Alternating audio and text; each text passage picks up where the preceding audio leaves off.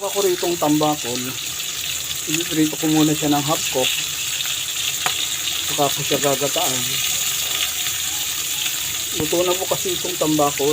Okay na po ito. Lagyan po natin ng tanglad. Siling green, mahaba. Sibuyas. Luya.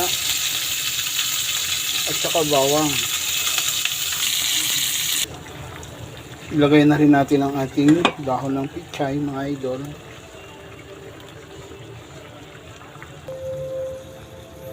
Ayan, malapit na maluto ang aking ginataang tambakol.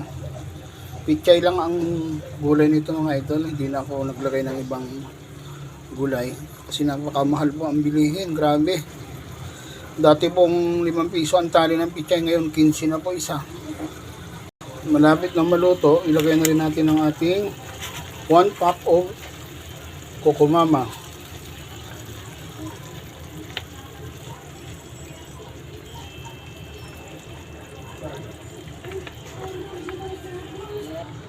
Grabe mga idol, hindi pa ako nakakapagbihis galing trabaho. Sobrang traffic.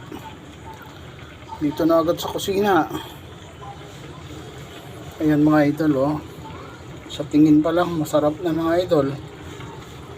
Kunting kulo na lang ito mga idol. Hanguin ko ng aking ginataang tambakol. Goods na to. Luto na po ang aking ginataang tambakol. Alright. Bye-bye everyone. God bless.